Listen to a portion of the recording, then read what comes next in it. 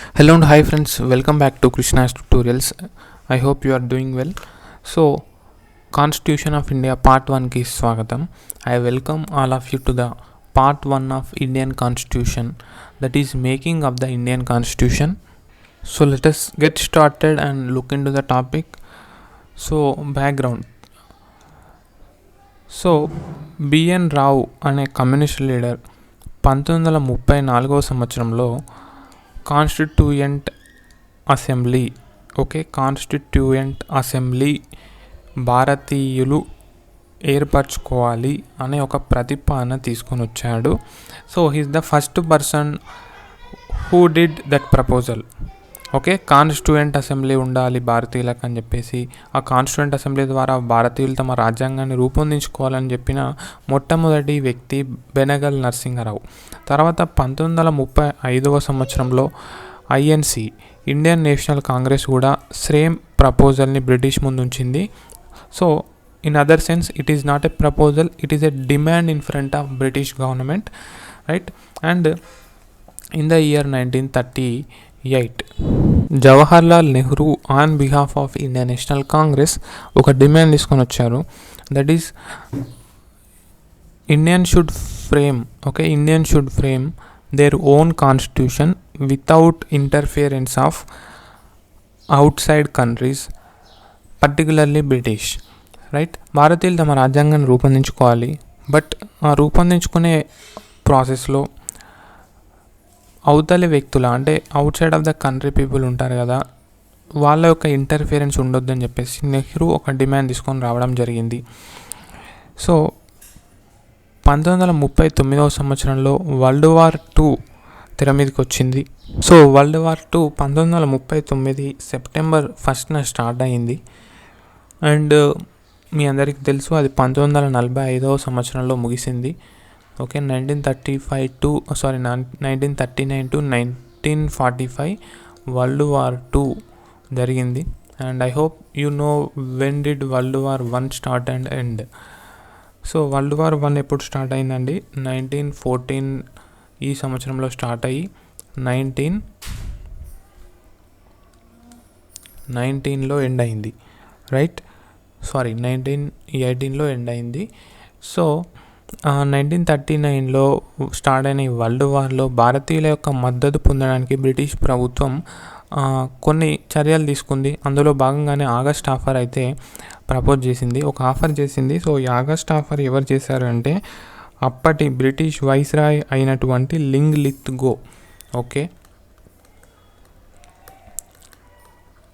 Lithgow అప్పటి viceroy August offer చేయడం జరిగింది. ఏ సంవత్సరంలో అంటే 1940 సంవత్సరంలో. సో ఈ యొక్క ఆగస్ట్ ఆఫర్ ప్రకారం కాన్స్టిట్యూషన్ని నిర్మించుకోవడానికి ఒక బాడీని స్థాపిస్తాము. So indirectly the body is nothing but constituent assembly. So ఇది ముఖ్యమైన ప్రతిపాదన ఈ యొక్క ఆఫర్ ద్వారా. ఇంకా చాలా ప్రపోజల్స్ ఉన్నాయి ఈ యొక్క ఆగస్ట్ ఆఫర్లో, but I'm not going to tell all those because like in the exam point of view ఈ యొక్క హిస్టరీ అంతా కూడా ఎక్కువగా అడగరు. ప్రీవియస్ ఇయర్ పేపర్స్ గమనించినట్లయితే మనకు హిస్టరీ నుంచి ఎక్కువగా రావు. సో మనకు కాన్స్టిట్యూషన్ ఆఫ్ ఇండియా ప్రియంబుల్ నుంచి మొదలు పెట్టుకున్నట్లయితే ఇంకా చాలా ఇంపార్టెంట్, బట్ ఒక బేసిక్ అవగాహన ఉండాలని చెప్పేసి బ్యాక్గ్రౌండ్ కూడా చెప్తున్నాను. అండ్ అదేవిధంగా మనకు ఈ యొక్క making of the Indian constitution కంటే ముందు historical development of Indian constitution ఉంటుంది. So historical development of Indian కాన్స్టిట్యూషన్లో ఇంకా చాలా అంశాలు ఉంటాయి. లైక్ బ్రిటిషర్స్ ఏ సంవత్సరంలో ఇండియాకు వచ్చారు, వాళ్ళు ఏ విధంగా భారతదేశాన్ని ఆక్రమించుకున్నారు, ఎన్ని యుద్ధాలు జరిగాయి, for example battle of Buxar. So ఈ విధంగా ఇండియన్ రెగ్యులేటింగ్ యాక్ట్ 1773 ఎలా స్టార్ట్ అయింది, తర్వాత కౌన్సిల్స్ యాక్ట్ ఏ విధంగా వచ్చింది, ఇండియన్ ఇండిపెండెన్స్ యాక్ట్ 1947 ఫైనల్గా ఏ విధంగా వచ్చింది, ఇదంతా కూడా హిస్టారికల్ డెవలప్మెంట్ ఆఫ్ ఇండియన్ కాన్స్టిట్యూషన్లోకి వస్తుందన్నమాట. సో అదొక విధంగా చాలా బాగుంటుంది, ఇంట్రెస్టింగ్గా ఉంటుంది. బట్ మనకు అందులో నుంచి క్వశ్చన్స్ ఎక్కువగా మొత్తమే రావట్లేదు ఒక విధంగా చెప్పాలంటే. కాబట్టి I'm not explaining you that thing. So I thought to start with making of the Indian Constitution. So if you have like any doubts, or if you want any videos on those topics, let me know in the comment section. Like, let me know your opinion on that. So Linlithgow viceroy అయినటువంటి Linlithgow 1940లో August offer తీసుకొని వచ్చాడు. దాని ప్రకారం Indian constitution frame చేసుకోవడానికి ఒక బాడీని ఏర్పాటు చేస్తాము అని చెప్పాడు. బట్ సో ఆఫర్లో కొన్ని లొసుగులు ఉన్నాయి. సో అందుచేత ఆగస్ట్ ఆఫర్ని ఇండియన్ నేషనల్ కాంగ్రెస్ అదేవిధంగా ముస్లిం లీగ్ తిరస్కరించడం జరిగింది. సో ఆగస్ట్ ఆఫర్ ఫెయిల్ అయింది. సో ఈ ఆగస్ట్ ఆఫర్ ఫెయిల్ అయింది. సో ఈ యొక్క failure of August offer led to క్రిప్స్ mission in the year 1942. క్రిప్స్ machine ఎప్పుడు వచ్చిందండి? 1942. సో ఈ క్రిప్స్ మిషన్ ఎందుకు వచ్చింది ఆ పేరు అంటే, సో అందులో ఉన్నటువంటి క్యాబినెట్ లీడర్ ఎవరు? Sir Stafford క్రిప్స్.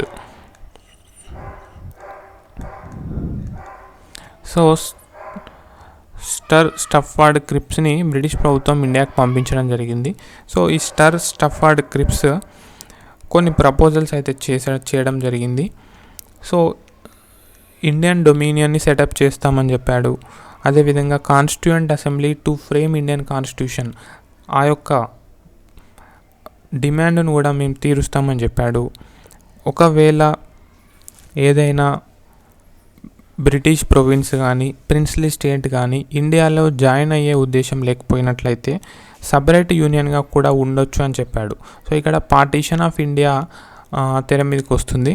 ఎందుకంటే లైక్ నచ్చితే మీరు ఇండియాలో ఉండొచ్చు, నచ్చకపోతే మీకు మీరు స్వతంత్రంగా యూనియన్ అని డిక్లేర్ చేసుకోవచ్చు అంటే, సో మోస్ట్లీ అలా డివైడ్ అయిపోతుంది ఇండియా. ఇంకా చాలా ప్రపోజల్ చేశాడు కాబట్టి ఇందులో కూడా కొన్ని లొసుగులు ఉన్నాయి. సో దీన్ని కూడా ఇండియన్ నేషనల్ కాంగ్రెస్ అండ్ అటు ముస్లిం లీగ్ అందరూ కూడా రిజెక్ట్ చేయడం జరిగింది. సో గాంధీజీ ఈ క్రిప్స్ మిషన్ చేసిన ప్రపోజల్స్ని దేనిగా అభివర్ణించాడని క్వశ్చన్ అడగవచ్చు. సో పోస్ట్ డేటెడ్ చెక్గా అభివర్ణించడం జరిగింది.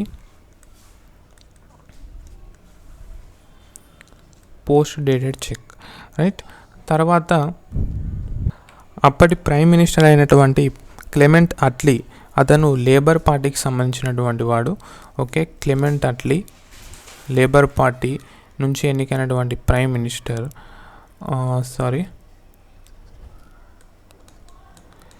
సో క్లెమెంట్ అట్లీ అప్పటి British prime minister House of కామన్స్లో ఏం చెప్పాడు అంటే, లైక్ అతను ఒక పాజిటివ్ రియాక్షన్ ఇచ్చాడు. ఇండియాకి ఇండిపెండెన్స్ తీసుకొని వస్తామన్నట్టుగా కొన్ని సంకేతాలు ఇచ్చాడు. సో ఆ విధంగానే అతను క్యాబినెట్ మిషన్ని సజెస్ట్ చేశాడు. సో అతను చేసినటువంటి అనౌన్స్మెంట్ ప్రకారం ఏర్పాటైన ఒక మిషనే క్యాబినెట్ మిషన్. ఇందులో ముగ్గురు ఉన్నారు. ఒకరు పీటర్ క్లారెన్స్, రెండో వ్యక్తి స్టఫర్డ్ క్రిప్స్. సో ఈ స్టఫర్డ్ క్రిప్సే ఇక్కడ ఉన్నటువంటి వ్యక్తి. మూడో వ్యక్తి ఏవి అలెగ్జాండర్. ఓకే, ఈ ముగ్గురు కూడా ఇండియాకి వచ్చారు బ్రిటిష్ నుంచి. పర్పస్ ఏంటి? అధికారాన్ని ఇండియన్స్కి ఇచ్చేయడం, ఇండియాని ఇండిపెండెంట్ కంట్రీగా చేయడం, సో వాళ్ళకి కాన్స్టిట్యూషన్ ఏర్పరచుకునే విధంగా అవకాశం, అధికారం కల్పించడం. సో ఇటువంటి అన్ని ఉద్దేశాలతో వాళ్ళని పంపించడం జరిగింది. సో ఈ క్యాబినెట్ మిషన్ కూడా కొన్ని ప్రతిపాదనలు చేయడం జరిగింది. సో ముఖ్యంగా cabinet machine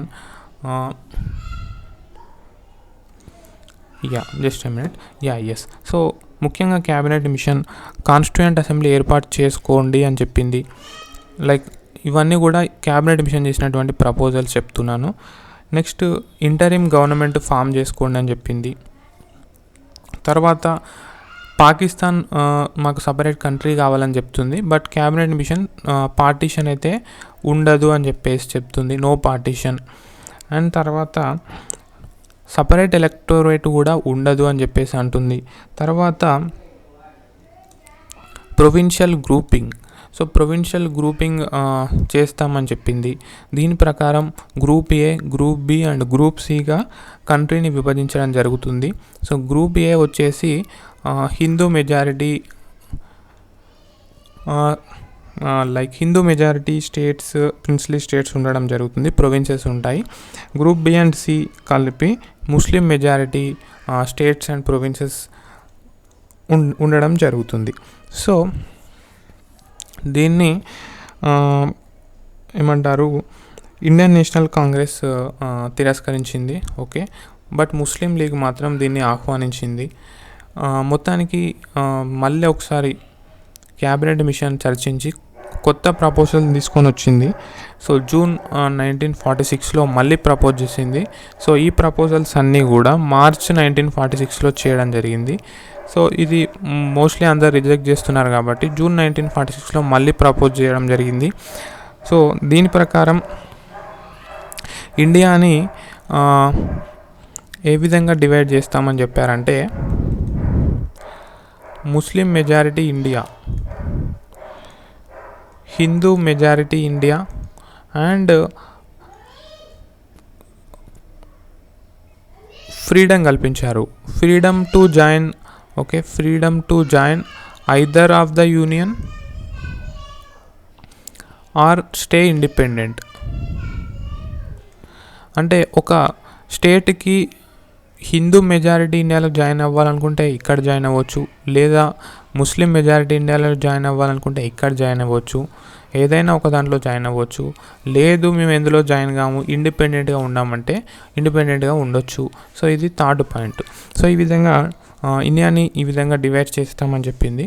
so Indian national కాంగ్రెస్కి ఆ ప్రపోజల్స్ నచ్చలేదు. బట్ సమ్హౌ కాన్స్టిట్యూయెంట్ అసెంబ్లీలో భాగస్వామ్యం అవ్వడానికి ఇండియన్ నేషనల్ కాంగ్రెస్ కూడా ముందుకు వచ్చింది. So somehow in the year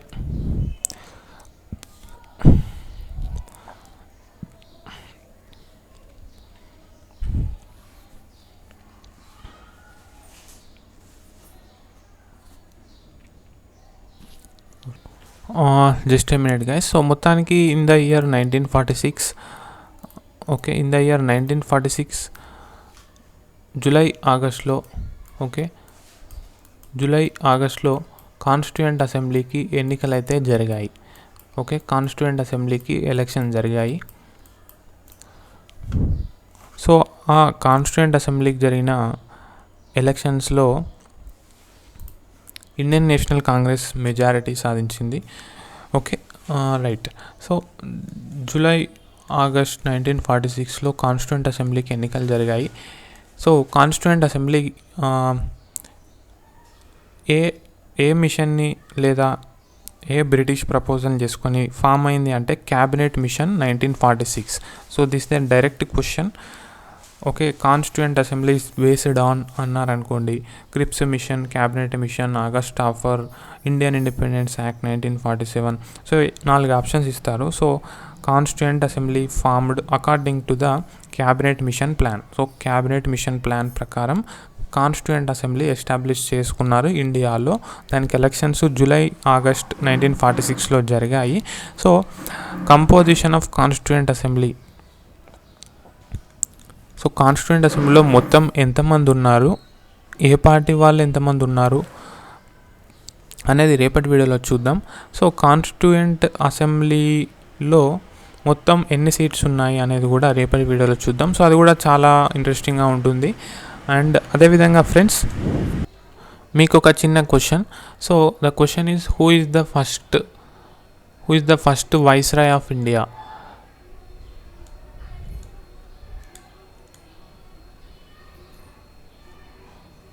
okay, తెలుసుకొని కింద కామెంట్ సెక్షన్లో కామెంట్ చేయండి. తెలిస్తే డైరెక్ట్గా కామెంట్ చేయండి, తెలియకపోతే తెలుసుకొని కామెంట్ చేయండి. లైక్ ఈ క్వశ్చన్ అడిగే అవకాశం ఉంది ఎగ్జామ్లో, ఇంపార్టెంట్ క్వశ్చన్. సో ఇది మనకు హిస్టారికల్ డెవలప్మెంట్ ఆఫ్ ఇండియన్ కాన్స్టిట్యూషన్లో వస్తుంది ఆ టాపిక్. సో మనం అది చర్చించుకోవట్లేదు కాబట్టి అది కూడా అందులో కూడా ఇంపార్టెంట్ ఏమైనా ఉంటే ఇలానే కవర్ చేసే ప్రయత్నం చేస్తాను. Like ego in the year 1940 viceroy of India is Linlithgow who proposed August offer. So who is the first viceroy of India అనేది తెలుసుకోవాలి. సో ఫస్ట్ అనేది చాలా ఇంపార్టెంట్, ఎందుకంటే ఫస్ట్ ఎవరు అని చెప్పేసి చరిత్రలో ఎప్పటికి నిలిచిపోతుంది, కాంపిటేటివ్ ఎగ్జామ్స్లో అడుగుతూ ఉంటారు. So friends, mere learning is not important but practice also important. So keeping that point in mind, I have made 60 plus sectional test and 10 plus full length mock test for all of you. So the test will begin from 1st to May. So the best price I am giving, that is 499 rupees only. So as an early offer 50% discount చేశాను. So 1000 రూపీసే చాలా తక్కువ, మళ్ళీ అందులో 15% చేశాను. Like you can compare with outside mock test guys, CLAT, AILET, అదర్కి సంబంధించిన mock టెస్ట్లు అయితే ఉంటాయి కదా, ఒకసారి కంపేర్ చేసుకోండి. చేసుకోండి ప్రైస్ ఎక్కువ ఉందా తక్కువ ఉందా. సో నేను మధ్యతరగతి పేదవాళ్ళని దృష్టిలో ఉంచుకొని ప్రైస్ కన్సిడర్ చేసి ఆ విధంగా పెట్టడం జరిగింది. Like okay, so make sure you utilize the opportunity. So this is the payment number, so you have to send the payment screenshot to the same WhatsApp number. So our team will respond within 1 working day, so no calls will be entertained, and ఆలస్యం చేయకండి, ఎందుకంటే మనం first pay నుంచి మొదలు పెడుతున్నాము. So మీరు తర్వాత join అయినట్లయితే సో ముందు టెస్ట్లు అటెంప్ట్ చేయాల్సి ఉంటుంది, మళ్ళీ అప్పుడు కొనసాగుతున్నటువంటి టెస్ట్లు అటెంప్ట్ చేయాల్సి ఉంటుంది. సో అది మీకు కొంచెం బర్డెన్ అవ్వచ్చు. సో ఒక సింపుల్ అండ్ ఈజీ ప్రాసెస్లో ఫస్ట్ మెన్స్ తీసుకొని వెళ్తాం కాబట్టి ఫస్ట్ నుంచి ఉన్నట్లయితే మీరు మంచి ఫలితాలు పొందుతారు కాబట్టి సో దాన్ని కూడా దృష్టిలో ఉంచుకొని జాయిన్ అవ్వగలరు. That's all in this video friends. Keep smiling, have a nice day, see you in the upcoming video. Until then bye bye, thank you so much.